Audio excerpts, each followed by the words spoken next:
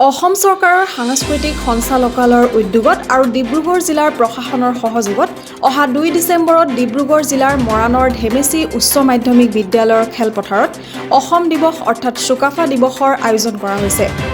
উক্ত চুকাফা দিৱসৰ অনুষ্ঠানত অসম চৰকাৰে আগবঢ়োৱা 2020 বৰ্ষৰ চুকাফা বঁটা বিশিষ্ট সাহিত্যিক ইয়েছে দৰ্জে ঠংচিক আগবঢ়োৱা হ'ব। উক্ত অনুষ্ঠানটিত অসমৰ মুখ্যমন্ত্ৰী সৰ্বানন্দ সোণোৱাল মুখ্য অতিথি হিচাপে উপস্থিত থকাৰ লগতে সন্মানীয় অতিথি হিচাপে ভাৰত চৰকাৰৰ খাদ্য সংসাধন মন্ত্ৰী ৰামেশ্বৰ তেলী, সাংস্কৃতিক পৰিক্ৰমা বিভাগৰ মন্ত্ৰী নৱ কুমাৰ দলে উপস্থিত থাকিব। আনহাতে বিশিষ্ট অতিথি হিচাপে ৰাজ্যসভাৰ সাংসদ কামাখ্যা প্ৰসাদ তাছা, যোৰহাটৰ সাংসদ তপন কুমাৰ গগৈ, মৰাণ সমষ্টিৰ বিধায়ক চক্ৰধৰ গগৈ উপস্থিত থাকিব বুলি ডিব্ৰুগড় জিলাৰ উপায়ুক্ত পল্লৱ গোপাল ঝাই জানিবলৈ দিছে। ইতিমধ্যে অসম দিৱসৰ বাবে ব্যাপক প্ৰস্তুতি সম্পন্ন কৰি তোলা হৈছে। 2 তাৰিখে অসমৰ মুখ্যমন্ত্ৰী মহোদয় আহি আছে, কেন্দ্ৰীয়ভাৱে চুকাফা দিৱস ইয়াত আয়োজন কৰিবলৈ লৈছে।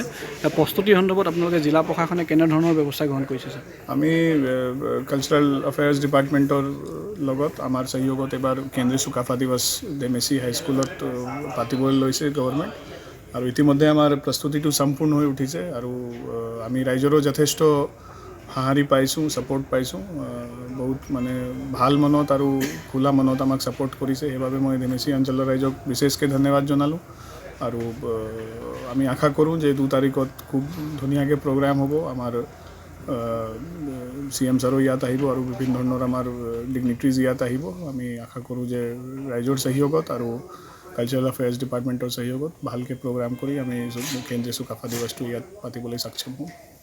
উদ্যোগত ইয়াত ইতিমধ্যে প্ৰস্তুতি চলি আছে। আপুনি স্থানীয় চক্ৰ বিষয়া হিচাপে কেনেধৰণৰ প্ৰস্তুতি আপোনালোকে চলাইছে আৰু ৰাইজৰ সহায় কেনেকুৱা?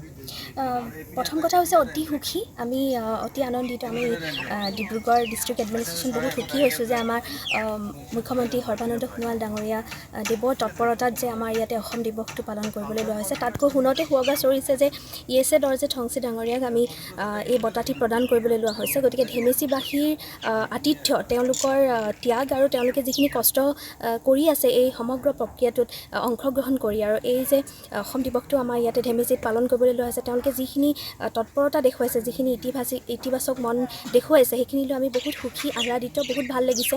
আৰু আমি আশা কৰোঁ যে সেই দিনটো, অসম দিৱসৰ দিনটিত গোটেই সমগ্ৰ অসমৰ পৰা আমাৰ বিভিন্ন জাতি জনগোষ্ঠীৰ বিভিন্ন লোকসকল, সকলো লোকৰ সান্নিধ্যৰে উমাল হৈ উঠক আমাৰ পৰিৱেশটো।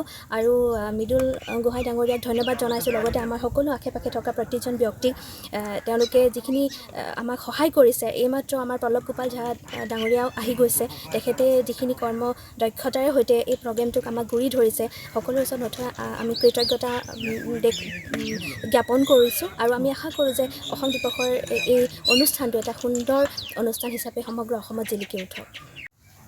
হয়, ইতিমধ্যে আপোনালোকে গম পাইছেই যে এইবাৰ অসম চৰকাৰৰ যি অসম দিৱস চুকাফা দিৱস আমাৰ মৰাণ সমষ্টিৰ ধেমেচি উচ্চ মাধ্যমিক বিদ্যালয় খেলপথাৰত আয়োজন কৰিবলৈ লৈছে অসম চৰকাৰে।